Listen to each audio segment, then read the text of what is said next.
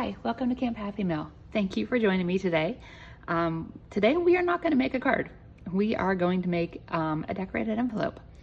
I know not everybody's into decorated envelopes, but if you watch the first video in this series, I go into all kinds of reasons why you should think about decorating your envelopes. The long story short is, would you rather walk to your mailbox and receive something like this? Or would you rather pull out something that looked like this? Yeah, I kind of like this. So I do like to decorate my envelopes. I don't always have time to do it, but when I do, I like to go all out. And that's what we're going to do today because I have the time. So we are going to do some ink blending through some stencils. Really simple, easy. We're going to use Catherine Puller inks, and I've got some Picket fence ink pouncers back there, which are marvelous. I used those for the first time on this envelope, and they were super, super easy. And then I've got a bunch of stencils. If you're a card maker, I know you have stencils, and you probably have all different kinds that do all different kinds of things. These are just basic stencils. None of these are layering stencils. They're all just stencil it on, make it pretty colors, you get a pretty design, one and done, easy. So I think today we'll use this one. Now I have, well, let's get this one out of the package. I don't know who makes this one, but I'll look this up for you and I'll link it in the description below. Whoever it is, they have some fantastic packaging. So before I put my stencil down on here, I need to block off a place for the return address to go, and then also so that I can address the envelope. And let's see, so this is swirls. So I cut some shapes out ahead of time using some dies. So I just have to decide which one I want to use in that place. So maybe this one, because it won't take away a whole lot from the swirls. So I'm going to use some double-sided adhesive on this, or sorry, some repositionable adhesive, and put this down roughly in the middle where the address will go. And then I have this one that I used on the last card, or the last envelope, and I'm just gonna put this one down at the top so that this can be where my return address goes. And don't worry about the ink that's already on there, it shouldn't hurt anything. And I'm gonna tape that one down just to be sure it stays. And then our stencil. This is a nice big stencil. Normally stencils are, the standard size seems to be 6 by 6, but this one is longer, so it's perfect for on an envelope. Okay, so I think we'll do it this way. And I'm gonna tape this down just to make sure that it doesn't move.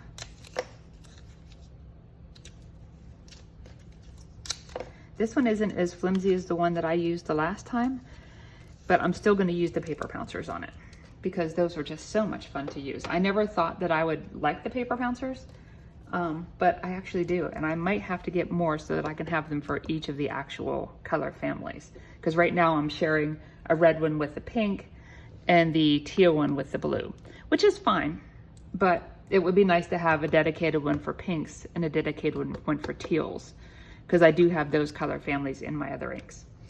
So, okay, so let's start with moving this out of the way. Okay, so I need to plan a little bit because I don't want to make mud.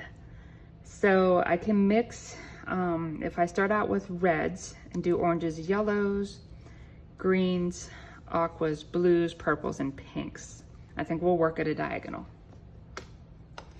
So let's start with some red up in the corner.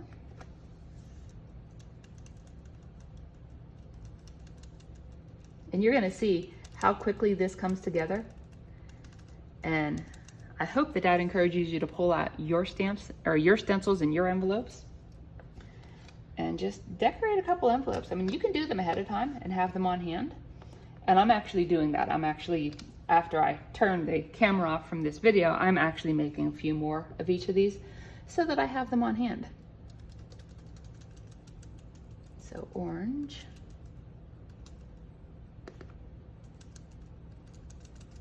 And I am overlapping my colors some. You got to be careful when you do that with the lighter colors, and if you're blending in with a darker color, But you can always rinse out your pouncers or your brushes or whatever you're using. Let's do some yellow.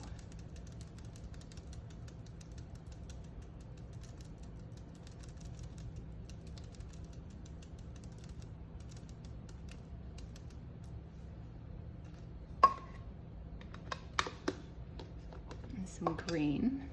These are Canson Polar inks. You don't have to use Canson Polar inks. You can use pretty much any inks that you have. Now I've got to be careful here because I've got orange, and if I do orange next to green, it's going to be brown. If I do orange next to aqua, it's going to be brown. Anything next to this is going to be brown. So I probably need to extend my yellow up into here a little bit so that it will mix with the others. So let's just do just a little bit of yellow up here to give the next colors something to mix with. And I'm not really a big fan of orange anyway, so I don't mind having a little extra yellow out here. Okay, so now that will give our green something to be able to mix with, that it's not going to turn to brown. So let's do some green up here. Some more green, and I'm actually going to go in with a little bit of the yellow and blend those out.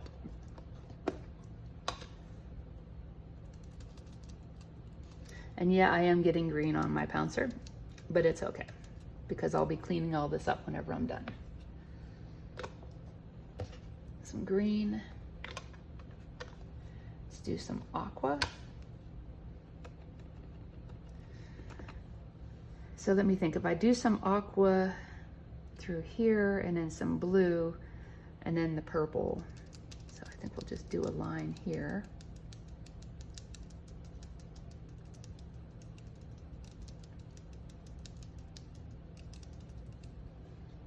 Aqua. Now we're sharing the aqua pouncer with the blue pouncer, so I need to get the aqua ink off of this one.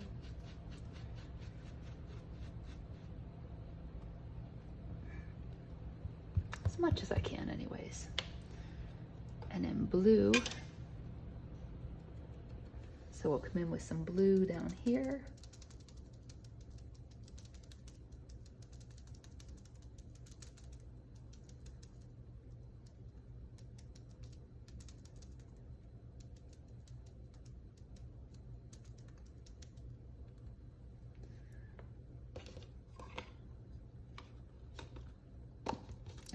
And then some purple.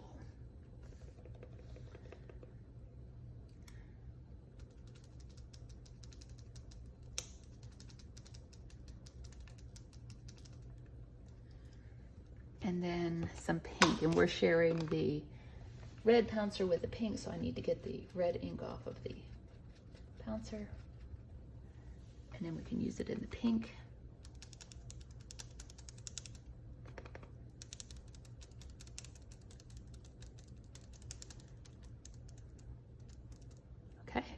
And it's as simple as that. So now, and I'm not going to go back over any of these to blend them in further because I don't want to contaminate the light colors and the dark colors. So we're just going to leave this how it is, and we're going to clean this up a little bit. Okay, now that I've cleaned up the desk space a little bit so we have some room to work, I'm going to move this over just slightly, maybe. And put down a piece of parchment paper because we're going to do something with the ink that's on here. So let's go ahead and lift this stencil off and do the big reveal. Always my favorite part.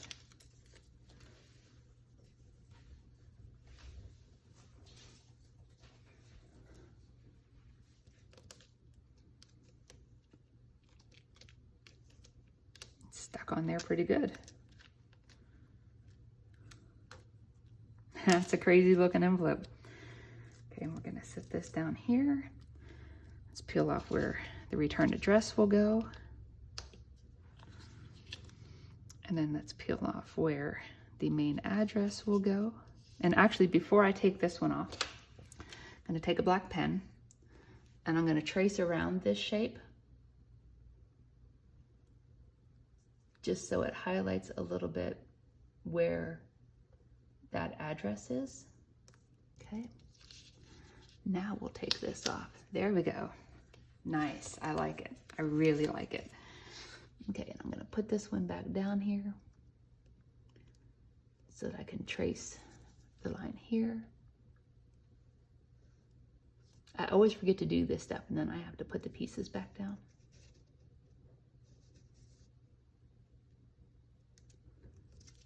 Okay. And then the repositionable adhesive that's on here, I will get that off with a sand eraser. And then this piece I'm gonna save for after I have put the card in the envelope and sealed it up. I'm gonna put this on the back to seal it. And that is our envelope for today. So let me go get this cleaned up, and then we're gonna do something with this. Okay, so now we have this, and this has all kinds of residual ink on it. And I don't know about you, but in my craft room, I don't like to waste stuff. And to me, it would be a waste to just rinse all this off down the sink. So I actually like to do something with this. So we are going to spray this down with water, get the water moving on it, kind of like watercolors. And then we're gonna put a piece of watercolor paper down on it. And we're gonna pull a print from this. And that print will be used in another video to make a card. I've been doing this at the end of a lot of my videos lately where I'm ink blending. And I clean off my brushes, or I have stuff left on a stencil that can be used. And there's gonna be a whole series of videos coming out showing basically what I did to make those pieces, and then showing a couple of cards being made with them, and then the rest of the cards that were made with those pieces, because it's gonna be a lot of cards. Because there's actually still a lot of ink here that you can do stuff with, and I just hate to let it go to waste. Now, don't get me wrong. It is perfectly okay if you don't want to do this. You can certainly take this over, rinse it off in your sink, and move on to the next thing. Totally up to you. I just happen to have some extra time on my hands today, and I feel like playing. And I think this would be really pretty if I made a card out of this print. So it won't be the card that goes in this envelope, because that's a different card. But I still get to enjoy this design and these colors just on a card. So let's spray this down. Get these good and moving. And this is just old parchment paper. So texture side, not texture side. Let's do texture side. So I'm just gonna put this down. I'm gonna fold this over. And we're just gonna let this sit. And you know, I should get something heavy to sit on this to let it do the work for me. And then I can come back to it. Because I really want the ink to soak into this paper as much as it possibly can.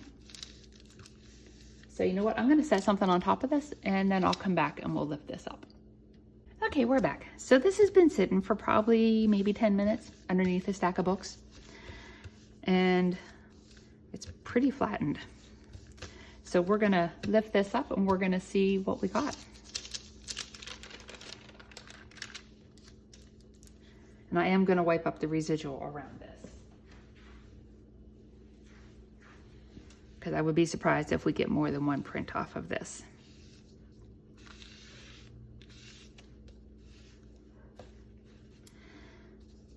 Okay, are we ready? I hope it came out pretty. There we have it. I love it. I think it's awesome, and that would have all gone down the sink. But now we have this beautiful panel that we can cut up and make cards out of. And I don't know if there's enough left on there to get another print, but we're gonna try. And this time I'm gonna spray this down. This is Perfect Pearls mixed in water. Perfect Pearls, if you're not familiar, is just like a shimmer powder, and you can mix it up with water, and then you get shimmer spray, which is really cool. So let's just wet this down with some Perfect Pearls.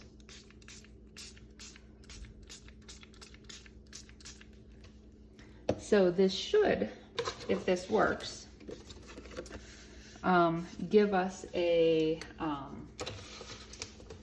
print that has some shimmer to it. So let's, and this is probably going to be much, much lighter than what the last one was. So again, I'm going to set something heavy on this and we'll be back. Okay, so it's been about 10 minutes. And again, I had some heavy things sitting on top of this. So now let's lift this up and see if we got anything.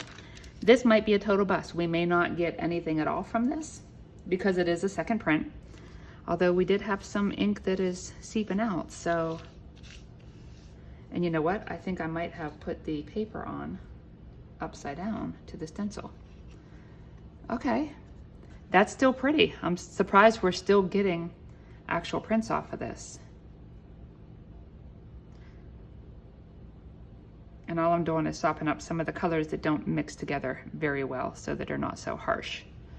Okay, and we'll let this one dry.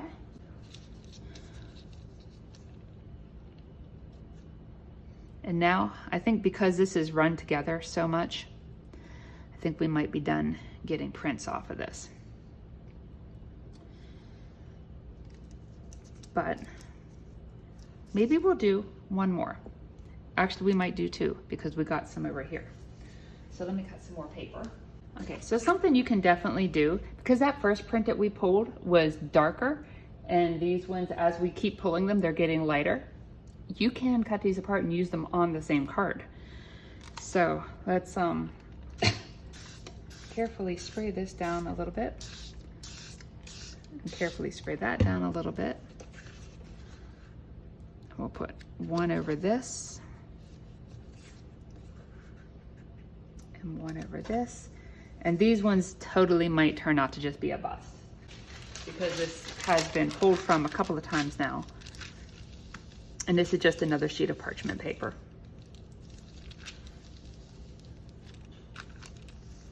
And I know this may seem crazy to go to this extent to use up the ink, but at this point it's just play. It's not really trying to use it up. I'm just honestly just playing at this point. Typically I would have rinsed this stencil off after that second pull, but I'm just curious as to if we'll be able to get anything from these.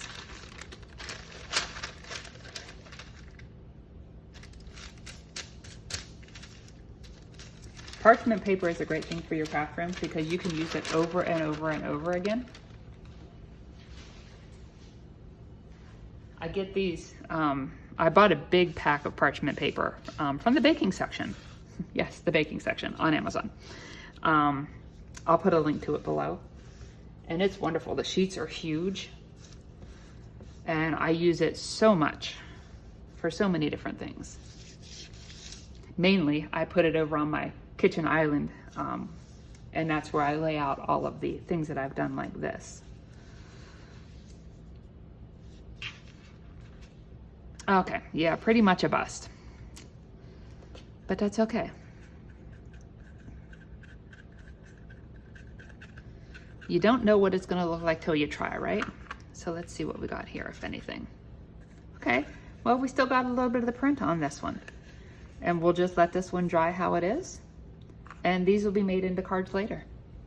Okay, so we are done here for today. Again, this was the card that we made today. And I'll walk you over here so you can see the prints that we just pulled. So this was the card. Let me get us some lights going on here. And then these are the 4 prints that we pulled from this card. So this was the first one. Let's do this so you don't have a shadow. So, okay, so this was the first print that we pulled. Looks like it was watercolored. And then this was the second one. This was the third one. And then this was the last one. And that finishes us up here for today. And all of that just from this, which is pretty exciting. Okay, now we're really done. So go play. Go make an envelope or decorate something or do some art prints or yeah, just go play. We'll see you in the next video.